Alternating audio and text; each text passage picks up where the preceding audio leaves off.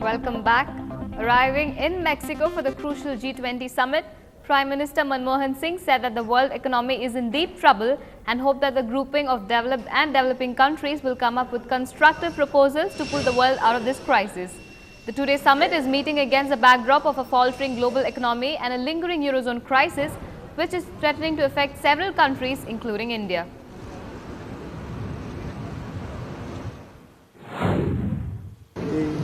G20 is a group which is the premier group dealing with international economic cooperation, and the world is in deep trouble, and I hope the G20 will come up with some constructive proposals to get the world out of this crisis. Planning Commission Deputy Chairman Montek Singh Ahluwalia, speaking in Mexico, said that no silver bullet can be expected from G20 and that India's slowdown due to both global factors and domestic constraints. We are not in a position right now where we have to be looking for any kind of emergency assistance. So we're not posing to the G20 any specific thing that has to be done for India. We are basically saying, look, the most important thing that the G20 can do for India is to put in place a credible reassurance of global financial stability. Because if that doesn't happen, and if there is contagion in Europe, it will be highly destabilizing given the size of Europe and the importance of the banking system. So quite frankly, if we can go back saying the G20 has given a positive signal which suggests that the Eurozone crisis is likely to be handled well, that is something that we should be quite happy about. So we're not going back with sort of specific things for India, we're going back with an assurance for stability. Moving on, Union Civil Aviation Minister Ajit Singh has said that Air India pilots who are on a strike will be taken back only on a case-to-case basis. Singh has also said that the cabinet-approved bailout plan is a part of the Dharmadhikari report, and so the pilots needn't have gone on a strike without any notice.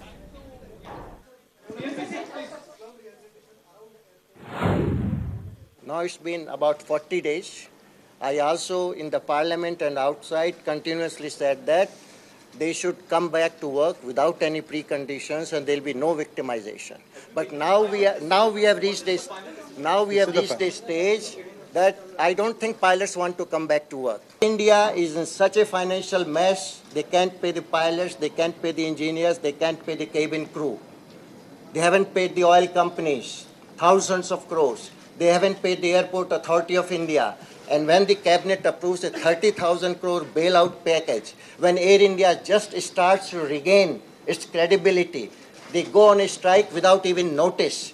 High Court gave them such a good opportunity. They said illegal strike. They could have come back and talked to us. 40 days have gone by. We have met them again and again and again. They keep changing their conditions. So obviously they don't want to come back to us. Looks like our home loans and car loans aren't becoming any cheaper yet. The Reserve Bank of India went against expectations and left its repo rate and cash reserve ratio unchanged at 8.0% and 4.75%. The markets reacted immediately by going into a slide for the day. This has disappointed the industry that had been calling for a cut in either interest rates or CRR, and in some cases, both. The RBI clearly stated that the evolving growth inflation dynamic would continue to influence its decision making. RBI has announced the mid-quarter policy announcements, and they have retained the all crucial rates including CRR, repo rate, reverse repo rate as it was. Perhaps the inflation figures, WPI inflation, which is in the month of May, which was 7.56, little more than 7.33, and there has been some marginal increase in CPI also, which might have weighed their decision-making process. And normally, in the mid-quarter review, it is not necessary for the governor to consult the ministry. It's a big disappointment for the markets because even the worst case scenario, market was expecting that the policy rates would come down by at least 25 basis points, and the best case scenario, the policy rates would come down by 50 or more than 50 basis points.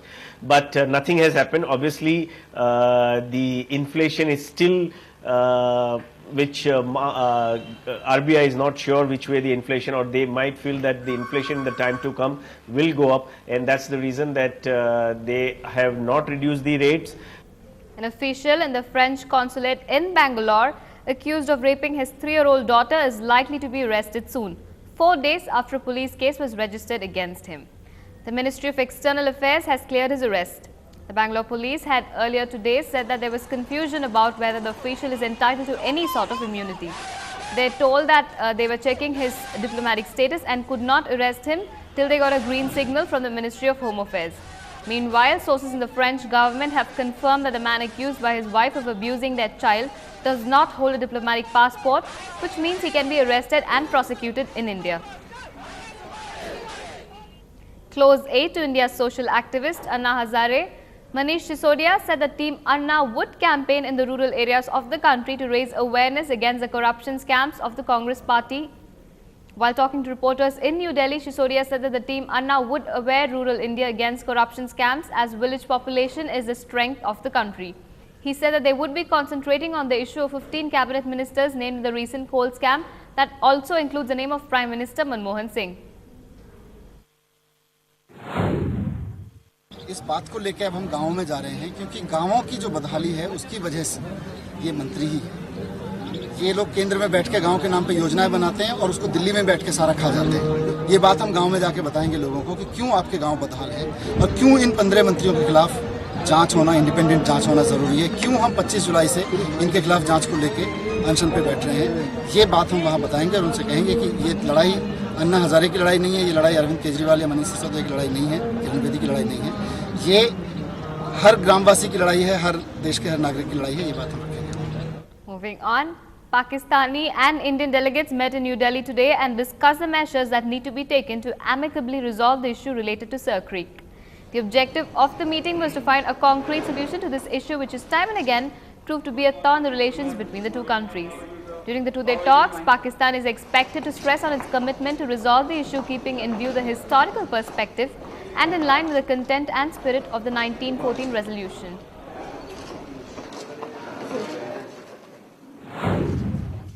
I think it is too early to make a comment, and I'm sure that they came with some kind of open mind, I can say, and we are also prepared to talk to them. I hope we'll be able to achieve something this time. Another short break now. Stay with us.